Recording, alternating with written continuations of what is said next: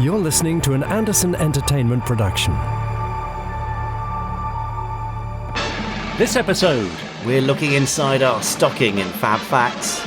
Are there two of you listening to our Christmas movie special in the Randomiser?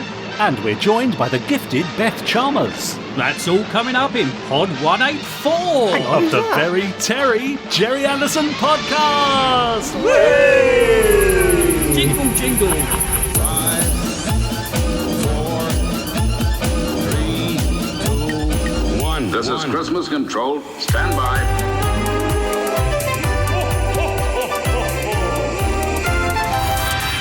Let's go. Spectrum is green. The Gerry Anderson Podcast with Jamie Anderson and Richard James.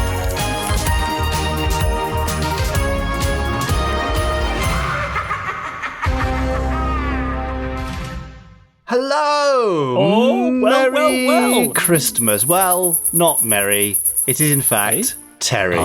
Terry Adlam. So Hello. we are normally I say just, but rather wonderfully, me, Jamie Anderson, just? you, Richard James, and him over there, Chris Yes. Dell. We'll get to what he's doing in a minute. Hello, but this Chris. week, There he is. we are also joined by Terry Adlam. Terry, who are you and why are you here? Oh, that's a good point. It is a good point. It's what my wife says quite a lot. No, I'm Terry Adlam, and I had the honour of working with Gerry back in the 80s and 90s on Terrahawks and Dick Spanner and some commercials. And I've listened to every single podcast. It's me. It's me. Have you even listened to the ones that you were in? You're the I always interview? listen to them. They're the ones I repeat. And also, I follow all the Podsterons on the Facebook. So I feel part of the family. One that you never invite round any other time apart from I Christmas. was going to say, that's suddenly sounding familiar, isn't it? Yeah, that's about it, isn't it? Yeah. Oops. But Terry joins us to make this a very Terry Christmas. It's become a bit of a tradition, much like mince pies and arguments with family members. So. Yes. And flatulence. So thanks, Terry. Yeah, You remind me of all it's those beginning things. to cost a lot like Christmas. And you can look forward to many more Christmas-themed jokes like that coming on this episode of the Gerry Anderson Podcast. Now, over there is the Randomiser General, the Randomiser. Yeah. And he, I can see there, is packing our Christmas stockings. He is. Look, he's putting a Satsuma in yours, Terry. Yeah, I wish you'd wait until I took my leg out. Yeah. And a walnut and a little chocolate coin. Oh, Getting all the best so exciting, things. isn't it? Looks like he's stuffing coal into mine, so that says a lot, doesn't it? It's all you deserve. Thanks, Chris. Anyway, we'll look at those lovely stockings, including Terry's still on stocking later on. But Richard James, Saucy. What else can we expect from this very Terry Christmas edition of the Gerry Anderson Podcast? It may be a very Terry Christmas edition of the Gerry Anderson Podcast, but other than that, it's pretty much the same as every other single Gerry Anderson podcast you may or may not have listened to over the last 3 years. So that means 3 years. Yes. Wow. Well, a little later on, we'll be having Chris Dale with his amazing randomizer. We've got some newsy news, because even at Christmas, Terry, there's something new happening in the Gerry Anderson universe. Wow. So we'll be talking about that a little bit later on. We've got, I think, the first part of my interview with Beth Chalmers. Yes, I can't lovely wait. Beth. Finally, you've done some work. Well, I thought I'd pull my finger out. She's being our little Christmas elf for the next couple of weeks. So tonight we'll be, or rather this morning or this afternoon, whenever you're listening to us. We'll be hearing about how she got started as an actor and how she moved into the voice industry and how that differs from what you might consider straight acting, I suppose. And then I think later on next week, we'll be talking a bit more in depth about her experience working on the Terrahawks audio series. So I've got news, I've got the randomizer, I've got the interview. Oh, Yes. yeah. Fab Facts. Fab Facts will be coming up. I love a moment. Fab Facts. Oh, it's me. Thank I you. love Boil it. it, Terry. Thanks, Terry. That's brilliant. Yes, all those and more. Yes, Fab Facts. Let's hope for a festive Fab Fact. In fact, I've got a little Fab Fact gift for Terry coming up here. So, yeah, I see. stand by for festive Fab Facts. Let's do it now. Oh, Now, time for this week's Fab Facts. Yes, it's festive Fab Facts. Well, let's hope for a festive one. I do actually have a very special Christmas. Oh dear, I have a very special Christmas section Yes, which makes that noise in the Fab Facts book. So this week we're going to exclusively flick through that section, which will guarantee us a festive Fab Fact. Well, sort of festive, vaguely. And my Christmas present to you, Terry Adlam, is that I am going to let you be the one to say Fab, which will stop me flicking through the pages of the Christmas-ish section of Fab Facts. Oh, a dream come true. Thank God for that. Dream come true. But yeah, it's dream come true. I can have a mince pie then. Yeah. Okay. Okay. Very nice. Then You've dribbled some. Stand right. your front. Thank you. Yeah. Well, while Richard cleans up his dribbly mess, I'm going to flick through the Christmas section of Fab Facts, and Terry's going to shout Fab. Terry, are you ready with your Fab? I'm ready with my Fab. Brilliant. Here we go then. Fab. God, almost got to the end there. I would have gone much later. No, I would. Well, it's lucky you If I'd have didn't, done it. because we were almost at the back of the Christmas section. In fact, it's See, so far I knew what I was doing. to the back of the Christmas section, I'm not even sure it's that Christmassy. So, without further a festive do, here's your Fab Facts as chosen by Terry Adlam. All right, go on then. Terry and Richard, what is your favourite Anderson-themed Christmas present? Ooh. Have you had any? I mean, I've sent you some. I don't know. I sent you some last week, Richard, didn't I? So I know, yeah. I know when I was younger, I did have a weird talent. I could identify what was ever wrapped up. Oh, yeah. Yeah, it's a gift. Yeah. well, I'm looking forward to my. I'm getting a couple of Space 1999 tops through. Oh, right. Through days that might go under the tree. so that could be your favourite. But what about yours, Podsteron? What was your favourite? Perhaps you were the lucky recipient of a Tracy Island playset in 1992. Or, if you were the cast member of Space 1999, you may have been lucky enough to have received one of two gifts from Barbara Bain and Martin Landau during the holidays of 1974 and 1976, which were an address book and an engraved clock, respectively. Oh, classy. I know, very classy presents. I must do better. But the grand prize for the biggest Gerry Anderson related Christmas gift was given in December 1964 by none other than Lou Grade himself. Was it a cigar? A bunch of them. No, in fact, it was over the holiday break that Lou Grade decided to upgrade Thunderbirds from half-hour to an hour-long programme. Oh. You might not think it was that much of a Christmas gift, and you could be right. But this meant that some of the crew were away at the time, and Alan Patillo recalled resting with his parents at their home in Scotland when he received the phone call. Guess what? We're going to make them into an hour, so while you're up there, start thinking about how you're going to broaden out the scripts to make them longer. And it was to help with this mighty task that writer Tony Barwick was first hired, sparking one of the longest collaborations between Dad and any writer. And perhaps then that is one Christmas present we can all be grateful for. Yes. So there you go. Rather a light Christmas connection there, but we would love to know your Christmas Anderson memories. Are you going to present me with one now, Richard James? Well, now, is this your way of telling us, Jamie, over this Christmas break that the podcast is going to be twice as long when we come back in the new year? Yes, we're going to a 3-hour format, twice weekly, okay. So stand by for that. Yeah, problem. I remember we was doing Dick Spanner. We put together a Dick Spanner Christmas card, which was nice. Yeah.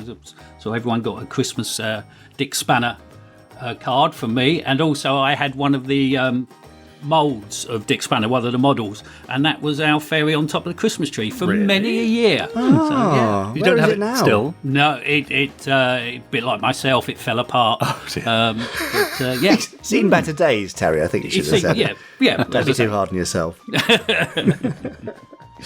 Sweet. Gosh, well there you go. That's the Christmassy Fab Fact for you. So we'd love to know your Christmas Fab Fact related Anderson Christmas memories. Podsterons, do email us podcast@gerryanderson.com. Did you get a Trace Island in 1992, or did you have to make one Blue Peter style?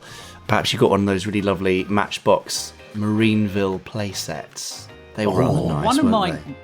If I can interrupt, one of my earliest memories of a Christmas present, and I don't know if it was real or if it was a dream, but I was given a box of plasticine that came with the Tracy Brothers moulds. And you could sort of you push the plasticine in and it made a mould, and the box was like the opening of the Thunderbird 2 runway. Of course it was. And that's one of my first sort of a present that I've always remembered. Oh, so yeah, sounds good. A long time ago. Nice. Long time ago. Classic. I think I ate all the plasticine in the end. Don't do that, folks. Suddenly a lot is explained. Thanks for that, It all Terry. falls into place. Yeah. Fantastic. Well, there you go. A brief but festive fab fact there. So I think that probably wraps that one up, doesn't it? Do you get the Christmas joke there, Terry? I think so. Wraps it up. Yeah. Right. I like Yeah. that. Okay. Yeah. I like it. Anyway, Don't give that's up the day end of job. that one. There we go. How neatly that arrived. That's the end of this week's Christmas fact. Oh dear, that was a right Christmas kerfuffle, I went wasn't for it? gift. I went for Christmas. you What went did you gift. say, Richard? I went Christmas. Oh, I okay. went Christmas fact. I mean, it's obvious, wasn't it? It was just Terry who ruined it. Anyway, sorry. there we are. All right. See if you and Terry can make up for that now in whatever you're going to say next. All right, well, first of all, I'd just like to remind the Podsteron at home that they're listening to the Gerry Anderson podcast. It's the only place to come if you want to hear anything at all about Gerry Anderson. Well, I say the only place. It's the only podcast. Yeah. Because you could probably just walk around the corner and see your mate and talk about all things Gerry Anderson, Yeah, but you anytime. can't do it on any other podcast. So you can subscribe to us on whichever platform you're listening to us on, don't forget, and also you can leave us a nice review and a rating to let us know what you think. And as if all that wasn't enough, you can also copy the link and share it on all your socials so your friends can see what you're listening to. Now, I did try and do that the other day. Did you? But it didn't work. Apparently, Slough Station platform doesn't help. Right, yeah. No, I think you may have misunderstood. Anyway, okay. so, of course, our Podsterons have been in touch. Oh. They've hear emailed us in at podcast@gerryanderson.com. For example, Craig says, I've no idea how to tweet things really, so I'm not sure if what I did worked. So Craig's obviously been quite busy on Twitter and hashtagging us Gerry Anderson Podcast. But he says, so as promised, attached are some photos of my completed Thunderbird 1 pilot seat chair, should they be of interest to you. I managed to get Scott in on one as well. Thanks as always for all you do. Kind regards and have a good Christmas from Craig. And he sent us some lovely photos. Did you have a look at those, Jamie? They are amazing. Nice. Yeah, I did actually. Yeah. Well done, I tweeted Craig. out. Yeah. It's Nice a one. fantastic thing. I kind of want to sit in it, really. I know. That's on my Christmas list, I tell you. Phil Steer has been in touch. I recognise that name. Yes, well, he would do. He says, oh my, yeah.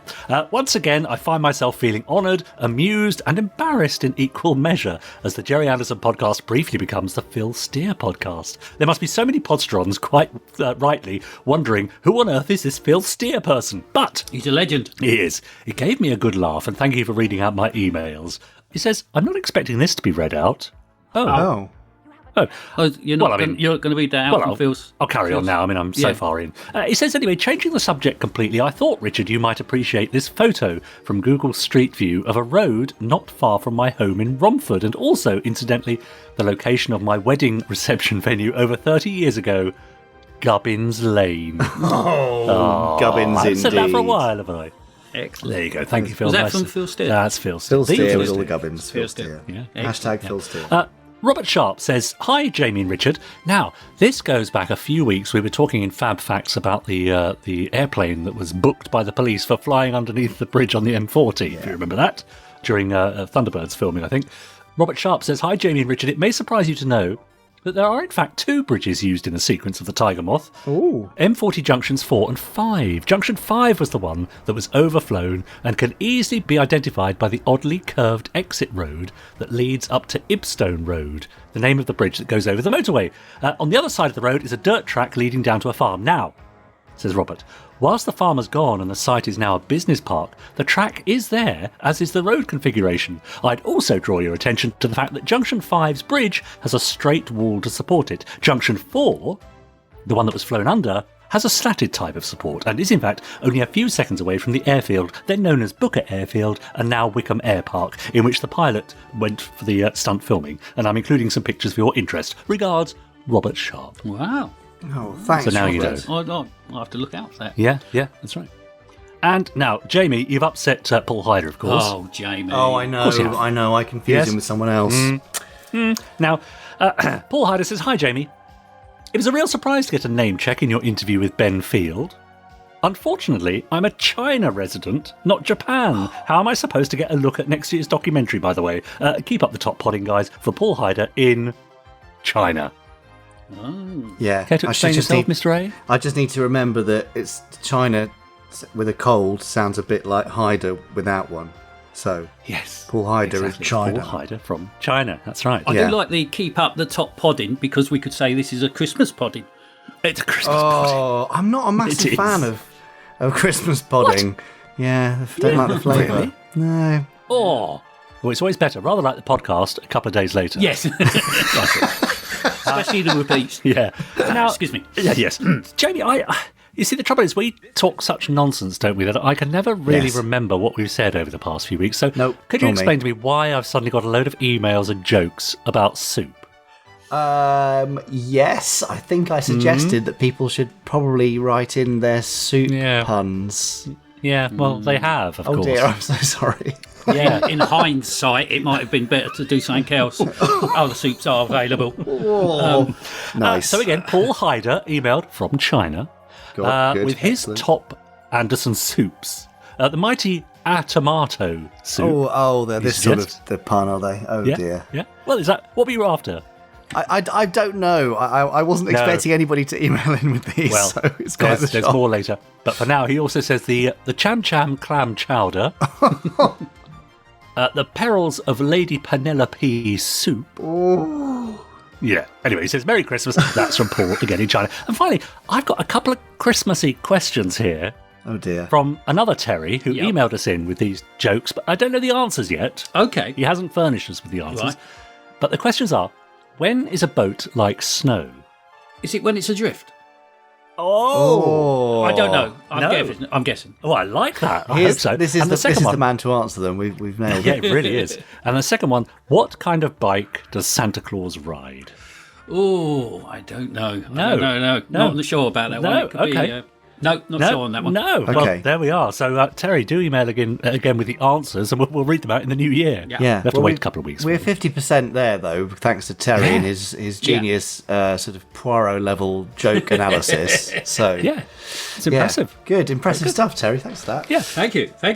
Yeah. Anyway, well- all for now, but well- we'll have more emails next time. Just send them in to podcast@gerryanderson.com, and I'll read them out. Please do that. We'd like that. And now, while Terry rests his brain after working Sorry, out that I've just had a thing- thought. Oh, yes. I just had a thought about the bike. Yes. Would it be a Holly Davidson?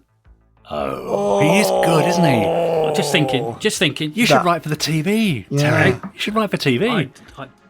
You should tell these jokes professionally. Yeah. Rather than unpaid on a podcast. Sorry, Tel. Right, anyway, that's amazing. There you go. All solved. Who needs a detective when you've got Terry Adlam? Exactly. I've got some Gerry Anderson news. Would you like some?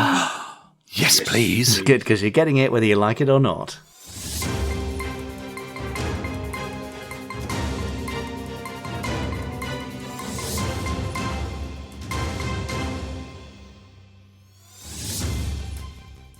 I'm sure Terry would like to join in for this. It's the Gerry Anderson Newsy news. Oh, always better with three. That's lovely. Yeah, always. Doing Beautiful the song work there, at the end. Tel. Of course. Yeah. Oh, yes. Yeah. Well, we must look forward to that. Okay. So it's Christmas week. There's not too much news. We can have a nice, gentle one. If you've ordered bits and pieces like the UFO book or the Moonbase Alpha manual or your calendar or your Christmas jumper, they should all be on the way. It's definitely now too late for us to guarantee Christmas delivery. If you are in the UK and you order stuff, maybe Monday the 20th, then Terry will be round immediately with your gifts, all pre-wrapped. No, I can't guarantee that either. But yes, you may still have a chance the first couple of days this week, but things are going to be a bit crazy shipping-wise, I think. If you are looking for a last-minute thing, then a gift card is a great way to go. From the Gerry Anderson store, shop.gerryanderson.com. Can you hear little Betty in the background barking? Yes. Hello, Hi, Betty. Yeah, she's feeling very Christmassy. Oh, isn't that lovely? Now, Bark the Herald Angels sing. we definitely set that one up, didn't we, Tel? Yeah, 100%. Yeah. Absolutely. Yeah, good one, that one. Please bring in some more dog festive jokes by the end of this newscast. Now, everyone deserves a break at Down Christmas. through the snow. I'll be quiet. I'll behave. Everyone except Terry Adlam deserves a break this Christmas. So, for the following dates, our customer service and store team will be away from their desks. 24th to the 28th of December, closed. 29th to the 30th of December, limited availability. 31st of December to the 3rd of January, closed. closed. In that time, drunk, yes, and then hangover from the second to the third. So all of the tickets that you sent in that period will build up and will be answered in the order in which they arrived from the 4th onwards, when we will return to normal hours. So there's your public service announcement in terms of customer support, etc. for the store. And finally, as usual, I'm asking you to join in with our annual #Cheers Gerry Anderson celebration. Obviously, Dad passed away on Boxing Day 2012, and so every Boxing Day, in his memory, we like to see social media awash with happy memories of all things Anderson, photos from your childhood, favourite episodes, favourite shows when you first saw a series, how somehow a Gerry Anderson show created a friendship or a relationship or a marriage for you, all that sort of stuff. Anything happy and positive related to anything Anderson. We would love to see your memories across social media, all platforms, with the #Cheers Gerry Anderson. Please do share that on the day and raise a toast to the late man, to the late great man, I should say. We'd really, really appreciate it. So, thank you all. That is all I have for this week's Gerry Anderson News. Take it away, Terry. That was the news. That was the news. That was the news. Oh, hang on. Well, I thank you. Oh wow, he riffed a bit, Good, hasn't isn't he? Yeah, nice. Can you pop in every week and do that, Terry? Would that be all right? Yeah. Just give us a call. Okay, brilliant. I see. Okay. I feel like I'm being eased out a bit here. No, absolutely not, Richard. It's just giving you a little bit of a break, resting your voice. Yeah, fair enough. Yeah, don't mind that.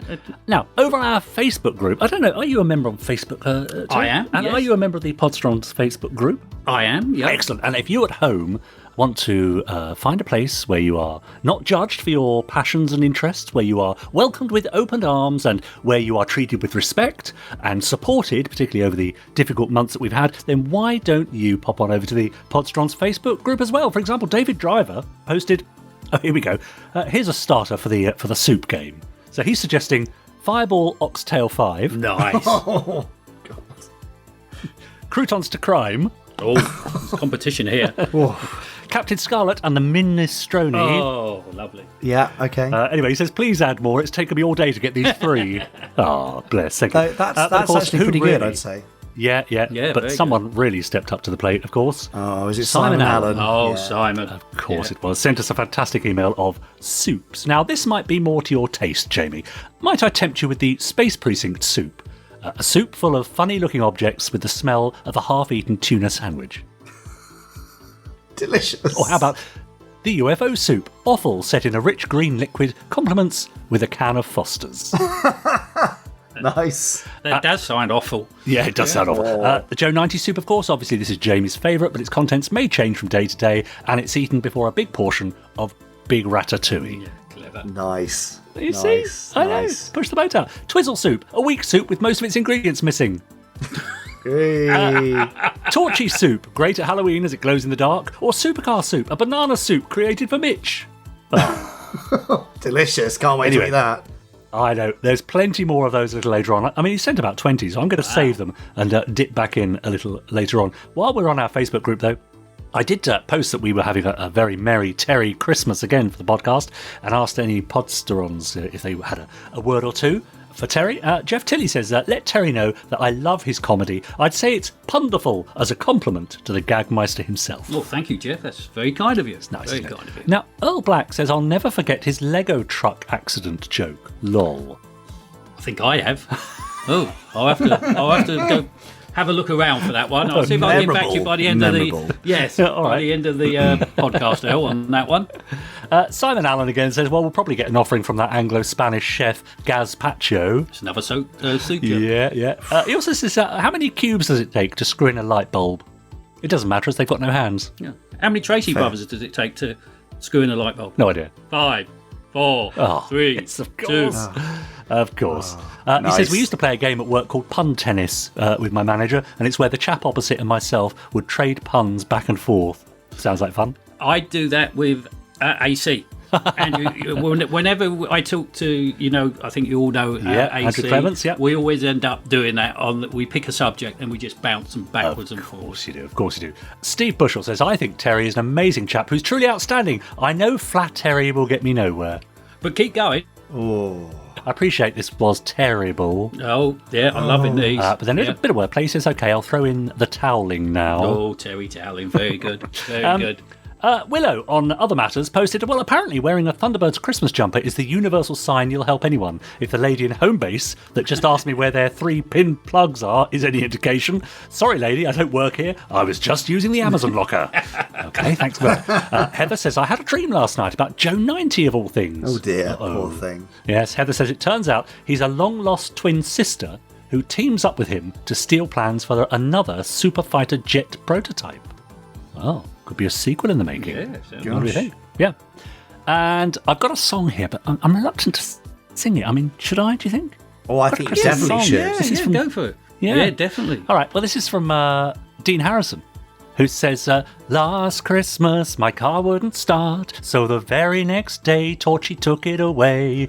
This year, to save me from tears, my battery is much, much better. There we are. Little ditty. It's pretty good, isn't it? Christmas ditty. Never thought I'd see or hear the day. And here's a couple for you. I mean, this is from Tom Hodden, who says, what's brown and sticky? A stick. Yeah, and what's black and white and red all over? A newspaper. Yeah. Yeah, okay. Or a zebra with nappy rash, I suppose. Penguin falling down a hill. Anyway, yeah, good. Yeah. Nice. There we go. A little later on, we'll be diving into Twitter and seeing what people have been saying about us there. I do like a good dive into Twitter. I had heard. Yeah. Can't wait for that. Does that mean it's time for your gift to me? Well, it I could don't know, be. Secret Santa. No, Sorry. no, I'll just nip out. I've got something very special for you this year, Jamie. Have you? It's something I've been preparing for probably about 2 years. Yes. It's nicely wrapped. This sounds very special. It would fit under a tree. Oh, great. And it's provided voices for Kate Kestrel in Terrahawks. Oh. Yeah. Well, that could be two people, but It narrows it down slightly, doesn't it? I suspect it's not one of them, so Quite right. go on, let me know who it is. It's time for me to present to you and the nation the first part of my interview with the lovely Beth Chalmers, who you will know as Anderson fans as the voice of Kate Kestrel and I suspect a few other parts in the Terrahawks, Sistar, in the Terrahawks audio series, as well as many other projects and TV shows and video games and all sorts. So I managed to grab a couple of half-hour sessions with her a little while ago for a quick chat, and here's the first part of that now. Cool. Now, Beth Chalmers, so much work, ubiquitous in the realms of Big Finish and other audio production companies. That you've narrated audiobooks, you've provided voices for video games like Mass Effect, the Crisis series, all this alongside TV appearances in shows like Broken News, Lenny Henry Show, Apple Tree Yard. So people would almost certainly have seen you in something, and if they haven't, they would definitely have heard you in something. Oh, I sound relentless. But yes, they would if they've watched something and then nipped out to get a cup of tea, they may have missed me. I've dropped into a lot of things. I think Broken News is the one where I couldn't even put it on my show reel because it was so good. But the whole style of Broken News really was flashes. I've probably heard me more than they will have seen me. So do you consider yourself, I know there's so much more to your career that will come on later, but do you consider yourself a voice actor specifically or an actor? I would like to consider myself an actor. Yeah. I consider myself an actor. Yeah, definitely. Yeah. Most of a large percentage of my acting work is voice. Yeah. But I don't like to pigeonhole myself. No, quite right. No. So I would just say I'm an actor. And that involves with cartoons and audiobooks, is still being an actor. Absolutely. And is that fun, voice work? Yes. Oh, it's so much fun. It's a little bit less fun now we're all in our basements alone because even though you're doing voice work and it's you in the microphone, you are acting with everybody else. And when you are in the room, in Moat Studios, let's say, even though everyone is in different booths, you can see everybody and you're bouncing off everybody and you're basically acting, you're listening and responding. And that's when it's alive. That's when it's exciting. It's really exciting. And it's still exciting to do it, to read great scripts and to be as creative as you can and stick your own take on things and mess about with it and throw everything you've got at it. It's a lot of fun. Would you say there's more leeway, in a sense, with voice work to bring your own thoughts and ideas to characterization than there is in perhaps other areas of acting? In my experience, absolutely. I mean, I've been the smaller parts with my in vision acting, and I suppose I have to stand everywhere in relation to other people. I must, speak in relation to other people, so I mustn't tread on them. You're sort of dancing around other people more. I think there's more leeway to be creative in voice stuff. I mean, when you're acting on film, the writer rarely rushes in and says, "Can you stop?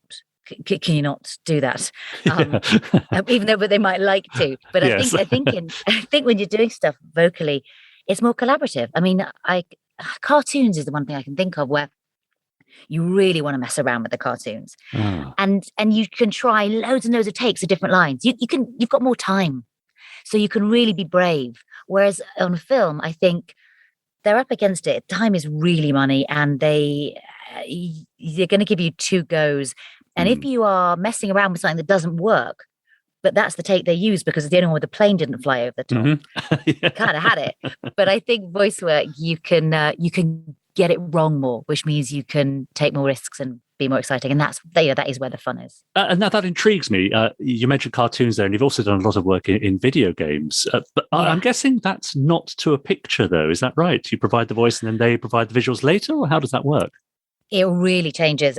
It's the best thing in the world, which I have done, which is when you get the scripts and you do whatever you like. And you have to, the good thing about that, you have to give them stuff to animate. So if you've got a speech with 3 sentences in it, you got to make sure that you're kind of going, "Hey, high energy," and then think, and imagine they're kind of painting eyebrows going up, and it's got to be, everything's got to be massively energized, even when you're being someone who's bored.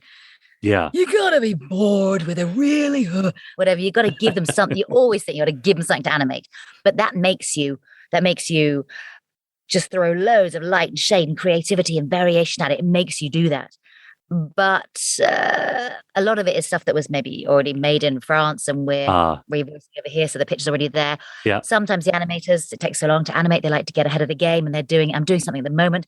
And what they do is they draw it all in animatics, just real kind of outlines, and then they voice it in French. Right. To time it. And when they're timing it in French, the French, they can say what we would say in 30 words, they can say in 3 words, and they can say it faster. And so suddenly they'll write a speech because it'll be sort of translated. And then you think, there's no way I can do it in 3 seconds. It's taking me 9 seconds and I'm going like the clappers. This is nuts. So there's a lot of frustrated rewriting. A lot of times because it's really good scripts, I got them and I thought, I can't wait. I can't wait to go nuts with this. But you're slightly restricted. Yeah. That one. And then things like Mike the Knight, every sigh is script. They wouldn't speak sigh because it's much more crafted. It's not as it didn't go for the humor so much. When you go for the humor, you want to mess around with it. Yeah. But Mike the Knight was very, very crafted. So and does it work in sort of much the same way as any other acting role? You audition, you meet the director, you have a chat. How does that work? Yeah. In the olden days, yes. So you go in there and you'd audition and you'd mess around with the director, and the clients would be there. And then you might recall. Yeah, then you just go back and recall. And now, sometimes I'm auditioning for cartoons. This last one I'm doing 3-4 auditions. Wow, really? But they were never in them. That's what was really hard. With this one, they sent the script and a little blurb, and they said, "Oh yes, we're looking at you for this character." Sent the script, little blurb, sent the third one and said, "We're still trying to find this element. Could Beth try to do this?" And you think, I'd really, really like to work with you, because all you need to do is say to me, go left a bit, right a bit. Yes. Louder. Stop doing that annoying thing with your voice. And you think, all right then. And it makes all the difference. But you are, with the auditions for cartoons at the moment, you're shooting in the dark. Right. You have to just pick something and do it. And they might, it's a tough one. And audiobooks, in my sort of imagination, that's quite a lonely job to get. It's just you and perhaps an engineer in a studio somewhere plowing through a book. Is that roughly it? Well, it really is. And it's every single audiobook, I think. I start off and I sit down and I think, this is going to be the best audiobook where I get every voice nailed and I flow beautifully. And somehow it lasts for a chapter. I think, I'm really, engaging with this. And then somehow your brain just separates from your voice. And you think, oh, I don't know what I've been saying. And you think, oh, I think I slightly phoned that in, but I can't really go back on that. Yeah. And, oh, I wish I hadn't chosen this voice because it's actually really grating on me now. Oh, why did I go knit? And, so, yeah. So I like doing them because there's always a chance of a fresh start on doing the perfect audiobook. Well, I mean, it strikes me, but Beth, it is that you might be your own worst critic. Is that the case? If only. There can't be others, surely. I've made that mistake of clicking on Audible and thinking, no, Right. there's a lot of nice reviews, but it takes one person to go, that Yes, voice. yes. You think, oh no. Yes. I'd like to say I'm up there with my worst critics, but sadly I'm not the worst. So, well, let's go back, Beth. Let's go back to where it all began. Where were you brought up, and what kind of things influenced you as a kid? What were you watching and reading or listening to as you grew up? I was born in Surrey and then moved to Hampshire. It's a very sort of a bland home county story. I'd love to make it more colourful than that. And I never read. I never read, which I don't know why. We had horses and we were always outside and farming. It was all farming. And I used to go for rides with my sister. And you're going on a ride on a horse for, I don't know, a couple of hours. Or if you have to ride a few a day because we had other people's in, you talk in silly voices, basically. Right. And my sister was really good at accents. And she's also a very good singer. So she would make me, I was the younger sister, so she'd go, no, I'm singing this bit and you sing that bit. Sing this. And she'd teach it to me. And I'd say I had the one line and like endless love. We used to just sing endless love. Great. Oh, just things like that. And I mean, I'm not a great singer. And then she would also we just speak in a Brahmi accent for a while for no reason. I mean, what we thought was, and then Scottish. And it was just a way of, that's I remember doing. But as for watching stuff, it was very much watching stuff that my dad watched. It was all things like, Minder. Right. I used to love the A-Team. I'm a big 80s film yes. buff. And when I'm writing, everything comes back to an 80s film. And my writing partner is always just saying, please, I know it's a little bit like Karate Kid. It's like that bit in whatever, but stop it. Can we not have George Peppard in it, please? Yeah. So I was influenced by 80s films. I watched a lot of 80s films, and like say the A-Team and Con Air and American Ninja. Yes, yeah. And so, what were your school days like? Were you happy to show off your newfound vocal talents in the classroom? I didn't. Yeah, I like the sound of my own voice. I think that's what the teachers might have said. I loved school. I loved it. I was at boarding school. It was great. And I had a school reunion recently and I went back and I thought, no wonder. What an amazing bunch of women. I was so lucky. Yeah. I was at school with the nicest people. So yeah, I was quite chatty at school and I loved French. I loved French oral. I loved just speaking it. So anything that I could mess around with. And I did a play or a couple of plays at school. I didn't get Tallulah and Bugsy Malone, and that hurt. I could tell. That really hurt. I got Luella, which I think might have been something that's made up. Right. It's Dandy Dan's girlfriend. And frankly, she has one line and I won't go into it, but I would have been a great Tallulah. Yes. I think I may have missed my chance. There's time. Never say never. And then I did time in the I did speech and drama lessons and stuff at school, little private speech and drama exams, which I loved. And then I did time in the Conways, where I played Kay Conway. And the embarrassing thing is, my poor English teacher. I mean, she was great. I mean, this is when they say acting is about living and going moment to moment. I'm not the brightest tool and I don't work that hard. So it's not a surprise that I turned up to every rehearsal and I committed to every scene I was in and I learnt my lines but I never really read the whole play. And I never really knew what was going on. I never knew what was going on. Only afterwards did I realise that Act 2 was my vision. I knew I ended Act 1 looking out the window, and I knew I started Act 3 looking out the window, and I had different clothes in the middle. I knew it was a time jump, but I never realised that Act 3 is me going, "Oh my God, I've just seen the future. We need to change it." That's great. I think it helped me just be in the present. I wasn't playing anything apart from the moment, and my father still thinks it's the best thing I've ever done, which just is such a sad. Oh, that's fantastic. Oh, that's sweet. But it's sort of, I think it's made me think sometimes. Just be in the moment. And when I went to drama school and they say, what did you have for breakfast? Let's hot seat your character. Let's, where were you born? Sometimes just don't. When the character, it's the Meisner. Yeah, that just play a person in a given set of circumstances and be truthful. Yeah. And that's what I was doing without realizing it. But I was doing it through laziness and idiocy rather than through a craft. Well, let's call it untaught competence, shall we? Or just raw talent. Raw talent, that'll do. Yeah. I've taken it further. Yeah.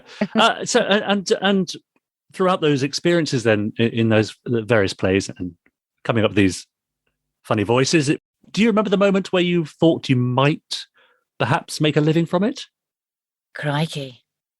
When I went to university, my mum said it's horses or acting. Because I couldn't keep a horse, and that I was not, if I was going to spend a lot of time going away, and I made the choice of acting. So I don't know if that's because I had a belief I was going to make a living from it, or whether I was just hopeful and a bit sort of had that sort of, always the entitled people have a kind of, it'll be fine, it'll be fine. Which I can do this. It'll work out, and luckily it sort of did. But so I made that choice, and then I went to university and I did footlights, and I did lots of voices, and I loved all that. It's just loads and loads of voices. So it's a sketch show. And I did the tour with David Mitchell and Matthew Holness and Rob Webb and Lucy Montgomery and Leela Hackett, and great people who've all carried on in the industry to varying degrees. And when I did that, I did loads of different voices, and then an agent, Christian Hodel, who is a huge acting agent, rang me. But he didn't ring me to say I want to take you on as an actor. Right. He rang me at home. And this is just a bit weird. I was at university, and he said, I want to recommend you to a voiceover agent. And I thought, oh, okay, great. And he gave me the number of this voiceover agent. I rang her and she went, get a tape made. I was a student. I hadn't got any money at all. And my mum said, okay, I'll lend you the money to make a tape. And you're only allowed to pay it back with the money you make doing voiceovers, if it works. Right. Which I thought it was very lovely of her. So I did that. I made the tape and I sent it off to this woman, and she went, oh, sorry, darling, my books are closed. I thought, oh my God, so you've just gone to a student and said, spend some, what do you do? I'd sat with the bank manager, I think the term before, and he'd given me £20 so that I could get a train ticket home because I didn't have any in my bank account. Wow. I think I can't get home. Yeah. So, it was a bit rich doing that. But then, I sat in Waterstones and I went through the contacts book and I sent it off to 2 other people, and one of them took me on. And it started a very lucky ball rolling. And so there was a moment where you thought, well, that maybe, that voice work is going to perhaps provide me with the bulk of my work. Yeah, I think so. It was the first thing I did. So the first thing I earned money at, Yeah, I did Laboratoire Garnier was the first advert I got within about a month of getting an agent. I remember thinking, I'm going to be loaded. It turns out it started very well and unrealistically. Okay. So I didn't keep up like that. Can you remember your dialogue from the commercial? Laboratoire Garnier creates Synergy Vitamin Radiance, the first daily moisturizing shampoo with natural something and gentle fruit AHAs. Oh my God, I only want to say that's very good. Yeah. How long ago? It was in 1997. Well done. Great. So when did you first come across Big Finish, where you're sort of, as I said earlier, ubiquitous? Oh, thanks very much. I was working with Peter Davison on a Radio 4 thing called Rigor Mortis. I think it was that. And love Peter Davison. And Big Finish were casting for that series, Graceless, with Laura Doddington and Kira. Thing. Sorry, just was ridiculously beautiful, Kira. And anyway, and it ended up with those 2, but I auditioned for that. And they said, you're not right for this. I think that was too old. For audio. And I know, I do sound a little bit sometimes mature. And but then they remembered me and they got me back to do some stuff. And then I was boxing at the time and I was fighting. So yes, hang on. You can't just throw that in. So tell us a little bit about the boxing, Beth. Oh, just one of those things. I did some presenting. Oh, well, she's just not my bag. I'm just terrible at it. And I did just too self-obsessed, just turn around and talk about me. And I was doing some presenting and this guy said, we want to do an InVision program. Oh God. It's like a reality show where people do race cars. And I would go around the track with Damon Hill, and he would talk me around the track. Yeah. And then the contestant would come in and they'd race each other. And and then someone gets knocked out every thing. So and they're all taught to be a race driver. And I was supposed to, when they got knocked out, basically say, "Oh, but you're so good, you're so amazing." Just make them cry and be sad about it. And they go, "Oh, but you were doing this for your mum, weren't you?" or something. And I said, "You want me to?" And they said, "Yeah." And you'll be wearing racing overalls. So on television, you want me in racing overalls, and all in one, the most unflattering thing you could possibly wear. I'm 5'4", and I'm not tiny. And I just thought, oh, this is going to be awful. And they said, "How will we make you feel better about wearing racing overalls?" And I said, "Well, get me a personal trainer." And they did. Oh, okay. So yeah, and they just sort of said they'd do it for a while. And then so when I got to personal training, of course, what everyone says is, when he said, "What do you want to do?" I said, "Well, I've always fancied being Lara Croft, so I teach me to kind of do martial arts or whatever." And he said, "Well, I'm a boxer, so I can teach you that." I was like, "All right." Yeah, and then years later, so I did that with him, and then I had 2 different trainers, and somehow each trainer, it got a bit more serious. It's like we'd all forgotten why I started doing it, which is just to be able to wear the racing ovals, and that show just fell apart anyway. So I was sort of got into it, it steamrolled, and then I went on a boxing camp in Barcelona, and then he stuck me in the ring, and I thought, that was better than I thought. And then I just had that weird thing of going, I wonder if I can do it. I wonder if I can stand in the ring when they go ding, ding, ding, ding, ding. And it's a bit like saying, can I jump out of an airplane? And I did that just to know you do these things to think, I wonder where my boundary is. That's right. So I thought, I wonder if I can do this. And yes, I did it. And it was great. It was dark. I'm glad I did it. I mean, my neck's not thrilled that I did it. So, you bear the scars. Reversing my car is always a gamble. Yeah. But so I did that. Sorry, I can't remember why I was waffling on about that. But so I was doing a fight. That's it. While I was working for Big Finish, and then that's how they thought of me. And then they had to cast Rain Creevy, who was a bit of an ass-kicking kind of character. And so they thought, well, she was posh and ass-kicking. Yeah. And they went, I think it might be you. And I thought, well, I love that. So yeah. Now, this was a companion to Sylvester McCoy, is that right? The Seventh Doctor.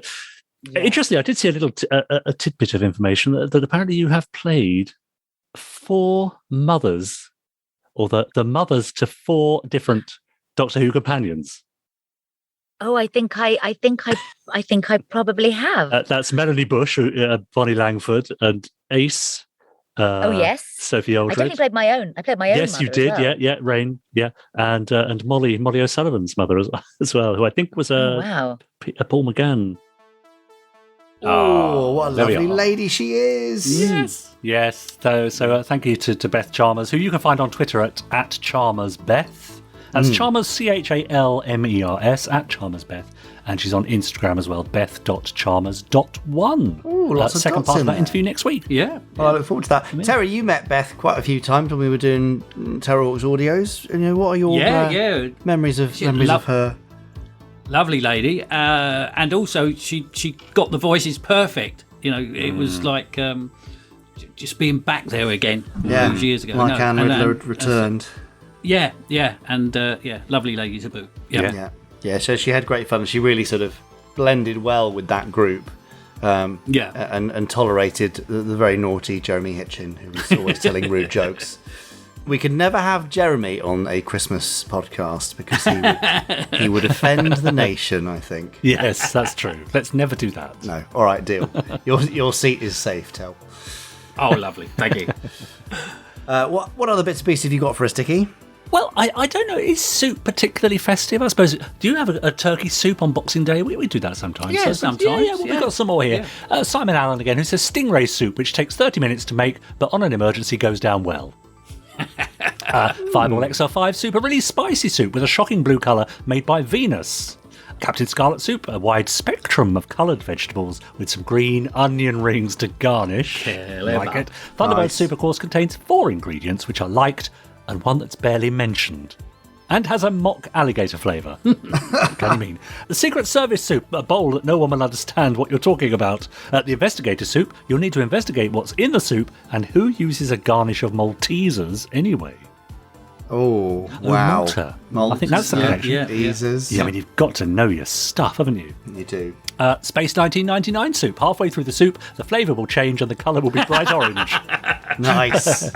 Or there's, of course, Terry, you'll appreciate this one, the Terrahawks soup, a twist on a brown Windsor with granite crunchies and a suspicious-looking croutons. Right, yes, definitely. But, finally, lavender castle soup, another weird concoction with a hint of dank juice and the aroma of lavender. Wow. Lavender and dank soup. What a delicious combo.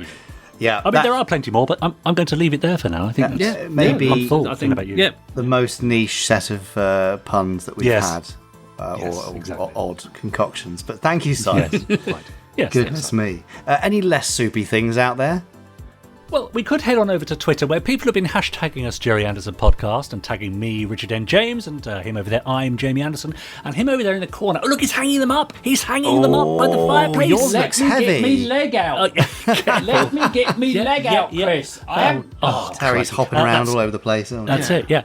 That's at Chris Dalek. And of course, Terry, you're on Twitter too. What's your Twitter handle to share with the nation? Yes, it's Terry Adlam. I think it is. Just that. Yeah. For example, Jonathan Spencer tweeted, I was so chuffed to receive a shout-out on the Gerry Anderson podcast. Thank you so much, Jamie and Richard. You've made my day. No very easily pleased. Yeah. Shout-out number 2 there. Yeah. Again, Tom Hodden tweeted to say, I have to say Jamie Anderson has been a wonderfully good sport on his podcast, given that I have been enabling Richard's Quickfire Fives. And he says, please support Mr. A's charity appeal for young people's puppet theatre. Yeah. Tell us about that, Jamie. Yeah. Well, the bit of fundraising, the pre-Christmas fundraise is over, and I'm very pleased to say that Ander fans from across the globe bandied together and helped us reach a £10,000 target as part of the big give. Amazing. But the charity goes into schools, and basically it's normally in under sort of deprived areas, underperforming areas around the country, and supports kids to create and put on their very own puppet show. But they do it from scratch. You know, they choose the story, then they build the sets, they build the puppets, they paint them up, they make the costumes, they do the performance, and it's just amazing to see what happens, because kids who might have been considered bullies become supporters and all-round positive influences in the classroom, and kids who struggle to communicate suddenly become stage managers and producers or doing the voices.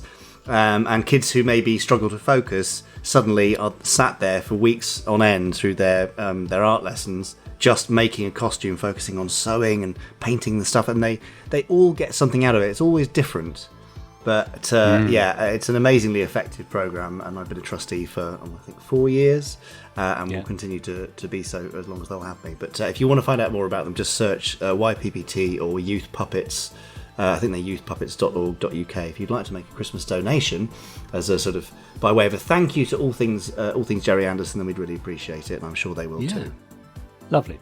And is that all types of puppets, Jamie? You know, marionettes, Muppet type just strung puppets is their main thing. They are starting to do smaller, shorter programs where you can make anything from as lowly as a toilet roll puppet. Right. And you use the core. Just the tube to create a quick puppet in an hour, right through to the more advanced strung ones. We might be doing some stuff with them next year publicly, so you could go along and make your own. But they actually do make their own puppet kits too. So if you are very late on Christmas, or looking to make up for a missed opportunity, a forgotten Christmas present after Christmas, then go and pick up one of their puppet kits too. What Jamie's saying is he's forgotten my Christmas present. Richard, you said you wanted a make your own puppet kit, but you didn't want it to run until after Christmas. Yeah, you're right. I'd be very happy with that. You're right. Hearing about all these presents does make me feel a bit sad. Oh? Yeah, because, when I was younger, we didn't have a lot of money. I used to get presents, like I used to get a pack of batteries with a note saying, toy not included. That's hard. When I was young, I didn't believe in Santa anyway, Father Christmas. Right. Yeah, I was a rebel without a clause. Right. There's the sound of why he's here. 1,000 face palms. Come on, you can't moan at that. Oh, that's why he's here. I'm not moaning. I just, he paints such a sad image of a. We were so poor we couldn't afford a turkey. Yeah. So we bought the budgie of chest expanders and hoped for the best. Back on Twitter. Terry. Okay, sorry. Dickie says, having a Gerry Anderson evening with Thunderbird, Stingray and Terrahawks, which sounds fantastic. Vicky said, to my number one podcast of 2021, the Gerry Anderson Randomiser. Thank you for keeping me company on Spotify all year long. Well done, Chris. Yeah, that's good. Well, hang on, Vicky, because Chris will be here any moment now. But quickly, another couple, Paul Cornell, who you might know of as a writer with Doctor Who and other things. Oh, right. Tweeted, I've been lucky enough to get hold of this amazing book, the new Moonbase Alpha Technical Manual, which is a Gerry Anderson fan's dream. Beautifully put together. Yeah. And finally, John Freeman said model maker Martin Bauer, I suppose, is selling both prints, and original designs from some of the projects he's either created from scratch or worked on. And here's a couple of Fireball XL5 artworks, and he posted a link on Twitter. So search for that. It may have gone by now, or it might still be for sale, if you're lucky. Yeah. There you go. That's all on Twitter for now. Very nice. Just hashtag us Gerry Anderson Podcast, and I'll read out some more next time. There are many more tweets on Twitter. In fact, you'll find it's full of them, strangely. Yeah. Not all of them pertaining to the Gerry Anderson Podcast. No, but most of them. Oh, yeah, he's probably right. Anyway, Probably right. I look forward to your return to Twitter next time. Now, I can see Chris is sort of gesturing towards the stockings. Yes. In the sort of Nice. we should open them way. Yes. So right. do you think we should open them while he does the randomiser, and then we can discuss our lovely gifts from him once the randomiser is done? Yeah, let's do that. Yeah? Okay. Well, thanks in advance, Chris. I'm sure what you've got us is lovely, although I did see a lot of coal going into mine. So Chris is here every week with the randomiser. He is the randomister, the randomiser general, the Archbishop randomiser, and in fact the randomiser Christmas fairy as well. He has a big red button on an amazing machine called the randomiser. He's going to press it and he's going to pick a random episode of a random Gerry Anderson episode or film, and we'll see what happens. So Merry Christmas randomiser. Off you go, Chris.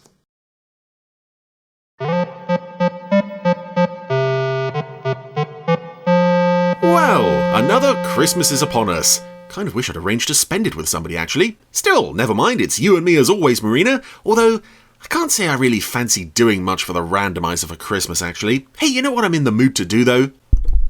Let's just watch a film this week. Are you up for that? Okay, well, have you got any suggestions for a film we can watch this week? Oh, you've already got the Blu-ray out? Okay, what's that? Die Hard. Yes, a couple of points there, Marina. Firstly, I've never actually seen Die Hard, but secondly, I know there's a bit of a debate around the issue of whether or not it actually is a Christmas film. And third, you know, it's the Gerry Anderson podcast. It kind of really needs to be a Gerry Anderson movie, I'm afraid. So, no Die Hard for you, no Muppet Christmas Carol for me. We've got to pick a Gerry Anderson movie to watch over the festive period, and, let's see what we've got here. Crossroads to Crime? Do you fancy Crossroads to Crime this Christmas? No? Well, can't say I blame you. How about, Thunderbird 6? No Thunderbird 6, eh? Well, that only really leaves one last film on our shelf here. Are you happy with this one? Okay, well, as our Christmas special for the randomiser this week and next week, we will be watching Doppelganger, aka Journey to the Far Side of the Sun. Oh, yes, Marina, and then we can watch Die Hard afterwards. I must say I'm a bit surprised that that's one of your favourite films. So, welcome to the randomiser, if you will. Doppelganger, aka Journey to the Far Side of the Sun, aka the last Gerry and Sylvia Anderson film. And we open with a lovely shot of this Eurosec base in Portugal. It's one of those model shots that they were getting really good at with the movies, where it almost looks like real life. And inside we find... Good evening, Sergeant. Herbert Lom. And George Michael. File 7842. Authority, please. They're checking in to look at some files or some records or something. And Herbert Lom at the time, of course, was well known on British television for, well, not just British television, but around the world, but particularly well known to British television viewers for his role in The Human Jungle, ABC a psychology drama. He was a psychologist, Dr. Corder, I think. That's a nice shot. Sorry, Sergeant. Of him removing his pen Well, now my plan is ruined. from the X-ray machine. Not a pen at all, it's a secret camera. Well, better luck next time, Doctor. See, he's joking about the fact that he could have taken a secret camera. He's not going to take a secret camera in there. Not Oh, this is Dr. Hassler, isn't it? And I keep going to call him Dr. Corder because of the human jungle. The other guy checks out clear. Heading into Vault 9. And this is quite an elaborate set for a room we'll never see again, with characters that we're not really going to see much of throughout the movie. It's an odd place to start the film. But it does set up a rather effective reveal regarding old Herbert Lom here. Now, we shall see. What shall we see? Well, he's studying all these papers very closely. Lots of numbers for Operation Sun Probe. That is... It's fun to see that in this film, because it's a name that you associate so much with Thunderbirds. It would be like, I don't know, if they were doing a Project Cloudbase or something. It's so unique to that series, but here it is. My mistake. You were right. Top secret information on Operation Sunprobe, which presumably went better in this universe than it did in the Thunderbirds universe. So, these two gentlemen have apparently disagreed about something, but it's all been resolved now. But was this part of some secret plot? Because Herbert Lom is now in his dark room, taking off his dark jacket to do dark deeds. Firstly, pulling out his eyeball, and even though it's... I hate eyeball-related stuff in films, but thankfully this isn't too gory. In fact, it's not gory at all, because the eye is very clean. It's just... the horrible idea that he had that eye, his real eye, surgically removed to make way for this camera. With, of course, film inside of what he was looking at in Vault 9. And now we're going to see the whole process of the development of film. Again, it's an odd choice to open your film with film developing sequence, but again, it's suitably dramatic. I think Barry Gray's music is doing a lot to lift it here. I think in sequences like this, you can just sort of let Barry take over, and I'm sure with any other composer, this would probably have been deathly dull. But this music is just gorgeous. The whole score for this film is gorgeous. This is a very nice looking and sounding film all the way along. And, the score is just one of the many things I'm going to rave about, because, well, this is my only chance this week and next week, and my only chance to talk about Doppelganger, so I don't want to miss a thing. Got lots to cover here. And, of course, he can attach the eye to a projector and give himself a little show. Look at all that top secret information in more detail. And, signed Jason Webb. All sorts of secret plans. And we go from the flashing of the eye into the flashing of the opening titles, which I'm not going to talk over because I need to save time by not playing the music, and also I want to listen to the music. Okay, I have to talk a little bit over the opening titles. This music is gorgeous, but also I think the visuals here are aping a lot from Joe 90, the opening titles of Joe 90, just lots of computer activity. Again, this is, I think, in some way related to the plot, but mostly it's just something nice and pretty to look at. And again, we have this teletype printer being used here, which again would be part of the opening titles of UFO. And I like how prominently as well Gerry and Sylvia's names are being presented there. It's nice. For the last time on the big screen. Yeah? That's a little premature, isn't it? You haven't won yet. You want to bet? Yeah. 3,000 million pounds. And that's the introduction to two of our three main characters. Everything's fine. Although really, despite the fact that depending on what version of the film you watch, either Roy Thinnis or Ian Hendry get top billing, I think, and I've always felt, this is Patrick Wymark's film, and he just steals every scene he's in. Sure. He's only got 100 yards to walk. And Patrick Wymark is one of those things I'm going to be talking about extensively during the course of this randomizer, because I'll let you in on a little secret. I think he's absolutely marvellous. And he's holding a meeting. Gentlemen, please. With all sorts of representatives of the international scene. This is a momentous occasion for our organization. Sun Probe 1 was an unqualified success. We had some... Said no one in the Thunderbirds universe. This meeting is called to consider one single result, startling in its implications. Dr. John Kane.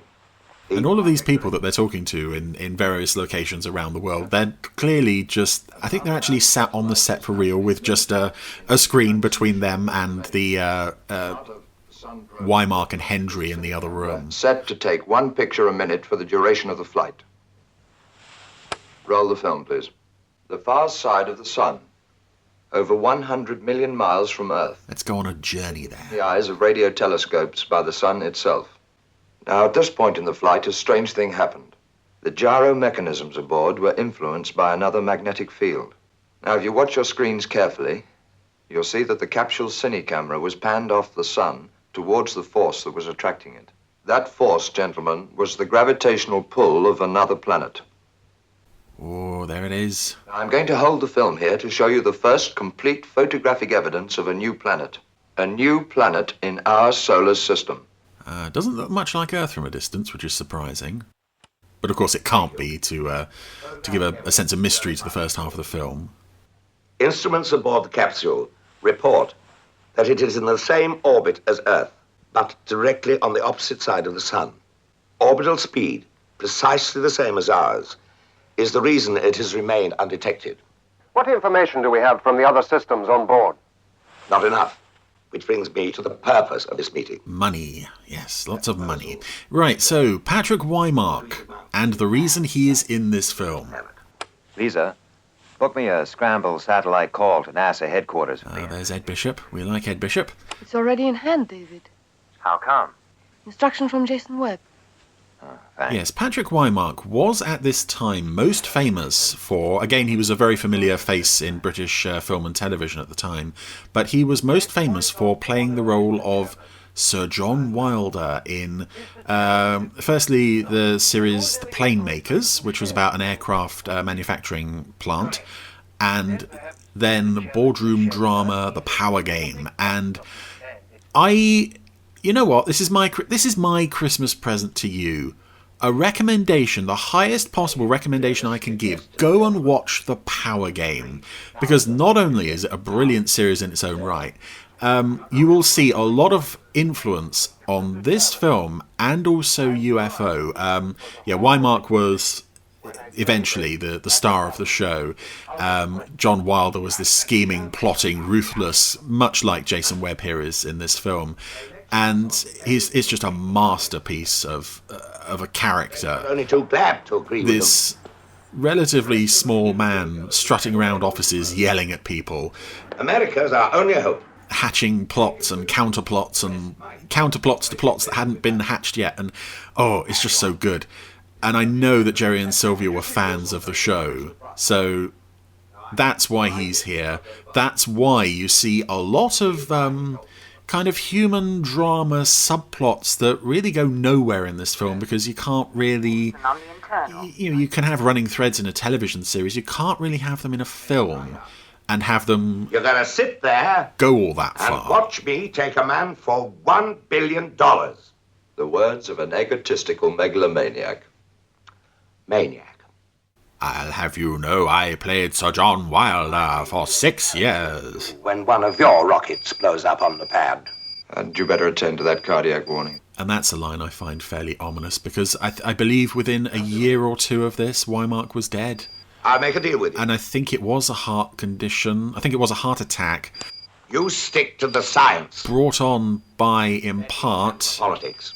An awful lot of drink. Stick to the science if you handle the politics.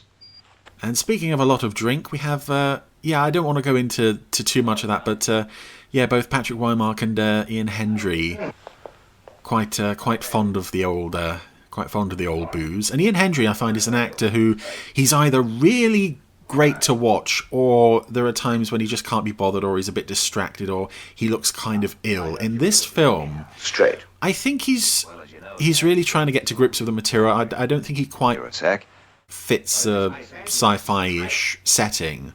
Okay, Jason, it's no go. Also, although he is one of the stars of the film, he's not really as prominent as the character could be. In our own solar system, He works better as a leading man than a sort of supporting character, which is really what he plays here. We ask our friends for a few dollars, and it's no go. $1 billion, Jason. Cheap at twice the price. You sure about this? Yes, give it to Jason tonight. But I suppose it's not his fault that Patrick Wymark is just acting everybody else off the screen and chewing the scenery left and right. You wouldn't want anybody else to get there first, would you? And going back to the Power Game and the Planemakers, it's also worth a look, not only for how it influences this film and UFO, but also you see a lot of actors from that show turn up here and in UFO. Case in point, Norma Ronald was Wymark's secretary, Miss Lingard, in The Planemakers, and then in The Power Game, and now she's here playing Wymark's secretary in this, and then she'll go on to be Ed Straker's secretary in UFO. So we just look at her and think, oh yeah, Miss Eland UFO. But no, it started with the Planemakers. Tell Newman and Lisa I want to see them at 7:30. Yes, Mr. Webb. And also several other actors from the Planemakers and the Power Game that are in this film are George Sewell and Philip Maddock, among many, many others. So yeah, it's the last time I'll mention the Power Game. Just go and watch the Power Game. That's my Christmas present to you, that recommendation. Even though you didn't get me anything for Christmas. And it's fine, I mean, there's still a few days, maybe by the time this goes out, maybe someone will have given me something. But at the moment, all we have is John Cain's resignation letter, which makes Webb very unhappy. And yes, we're on location in Portugal. This is where everybody lives in this film. Eurosec headquarters and launch facilities are in Portugal. And I'm sure it's nothing to do with the fact that the Andersons enjoyed holidaying there. Extensively. We've housed all findings, computer programs, and visual data from Sunprobe 1 in Vault 2. Access? Restricted. Yes, this is Webb now is getting reports from Security Chief Mark Newman, played by George Sewell, and near certainty of a security leak splashed out. Lisa Hartman, who... We picked up radio signals again this morning and got a bearing. Also, I'm not entirely clear on what her job is before she becomes designated love interest for the film. Transmission. And there are 86,400 seconds in a day. Ah. All right. You made your point. So there you go. Now you know. That access restriction must be widened. To whom? Hassler. Dr. Hassler. You're serving up information on a plate to our prime suspect. Not entirely sure how they got onto the fact that Herbert Lom is... Responsibility is this. Is the security leak. He shows his hand. I don't want an arrest. Ooh. Understood. And again, that's the first signs... Understood. In the Anderson universe, something which would be carried on through UFO, is an organisation that really is not accountable to the law and takes their own security into their own hands in very brutal ways. I'm not entirely sure where that idea comes from. And yet it's oddly fitting from this for this the Anderson world, which has generally been quite hopeful and optimistic. Then we get this darkness in with Captain Scarlet, and then we get this kind of thing in this film and UFO. This we can just kill off our operatives if we think they're naughty chaps. And I think there is also a bit of a homage to Psycho through this scene as well. But Newman has shot Hassler, and he's dead. Very dead. This is cool though. Oh, and they get... It's amazing. Drop an olive into one glass, drop an olive into another glass, drop Hassler's eye. The new planet could be known outside Europe and the States. Into a glass. And it lands pointing straight at the camera. Shortly be underway by somebody else. Don't panic. It would take some time. Yes, we'd have to check out your information, examine Hassler's body, see the transmissions you monitored, check the manufacturing origins of... They were monitoring transmissions. That's how they found out. After Mr. Polson immediately. And put John Cain in the picture. And here we get a crucial moment in Anderson history. Oh, can I have another look at the photographic equipment? Ed Bishop and George Sewell working together. Does our side have anything like this? We have now. And that moment is apparently ad-libbed on set by those two actors. That back to Kane, will you? Tell him I accept his apologies. So yeah, not only is the Power Game a huge influence on this film and UFO, this film is also an influence on UFO. It just keeps having this knock-on effect. Since now there has been a leak. Yes, and I'm left with no choice. I agree. It'll be up to you to persuade the rest of the community. But I believe Ed Bishop wasn't originally going to be in this film. His role was originally cast and shot with Peter Dineley, voice of Jeff Tracy. Full information sharing. Guaranteed. And then it was felt that Dineley and Wymark just looked too similar for it to really work. An American astronaut on the team. I've already called Cape Kennedy. I can see the resemblance, certainly, but the voices are completely different. I don't think it would have been a problem, considering that Poulsen isn't in the film much. Glenn Ross. Ah, yes. Here comes Glenn Ross to head the mission to the new planet, arriving on an aircraft that I can't decide if I love the idea of this or if I detest it, if it's sort of Anderson in excess. This space shuttle plane thing has landed, and instead of just letting the passengers walk off and maybe take a bus to the terminal, a lorry has to drive up to take the passenger cabin of the plane as if it's like a Thunderbird 2 pod and wheel that over to the hangar. Again, it's like, it's a nice idea. It looks very futuristic, but it also kind of feels just a bit overkill. I don't know how an air industry would sustain this long term, but it does look pretty, and it does look very, very near future sci-fi, and that's something I think this film nails quite well. And here he is. Mrs. Ross. Oh, there she is. That's Thank you, Colonel. Lynn Loring as Mrs. Ross. Roy Thinnis as Colonel Ross, and I believe they were married in real life at the time. Ross, my wife Sharon. How do you do? Hello. Oh, Sharon, that's right. This is Lisa Hartman, security. How do you do? Hello. Ross, she'll be your love interest later in the film. Kane, our project director. How do you do? He'll be going with you to another planet. Paolo Landi, public relations. And he'll be misbehaving off camera, so his subplot will be cut entirely from the film. We'll still cast him in UFO anyway, but he won't be there very long. Yay, it's party time at Jason Webb's house, and my goodness, what a lot of extras. Got to be getting on for about 80 people in this room. Oh, I also notice, up the back, Lynn Loring's Sharon Ross was chatting to a group of gentlemen, still is, one of whom is John Kelly, who will turn up again later in the film as a Eurosec guy, but was also Lieutenant Masters in UFO. I've been thinking, John, about the second astronaut to Captain Ross. Those are words you don't want to hear come out of Patrick Wymark character's mouth. I've been thinking always ends in But in you having to make some kind of sacrifice. we need someone more flexible. Oh, I love the way his mouth moved there. Flexible.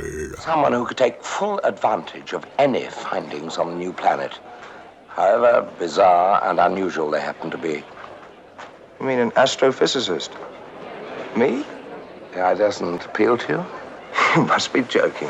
It'll grow on you. Again, there's something great with Wymark's character, whether here or as Wilder. It's just, I've got an idea, you're going to do it, and there's no way out of it for you, you're going to love it. And again as well, part of the fun of John Wilder in the Power Game was sometimes watching his insanely complex schemes come undone.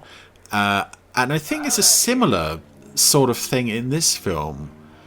Ultimately, a lot of the problems that occur later on are kind of indirectly the result of Webb rushing and pushing, and he's trying his best to cope with the strange situation that he finds himself in. Fourth country. Commendably for the character, he doesn't sort of cut himself off from the recommendations of scientists and experts, but he does he is still we've got to get there first, and this is going to be our discovery. We don't want these Americans getting their noses in. And some lovely integration of live action and model work here as the rockets assemble. When does training start? Tomorrow. I can hardly wait. And I get the feeling with Roy Thinnis, at least in the early part of the film, he doesn't really want to be there. I get the feeling though that could be more the character having been thrown into this weird situation. because by the end of the film, he is far more driven and quite rightly carries the story. But yes, we're having medical tests now. Glenn Ross is doing all right, but John Kane is struggling a bit. 400, 450, 500. I'm wondering if that's David Healy dubbing that extra. It sounds a lot like him. 650, 700. Also in that room we have Philip Maddock as Dr. Pontini. Hold it! 750. Jason! And Basil Moss as a technician. Later played Dr. Fraser in UFO. 850. Now, retros! It's nice to see actors who would go on to get other small roles in UFO, like Basil Moss here and like John Kelly. Okay. I don't know. It's. I can only imagine that they were really nice people because their roles in this film are so minor.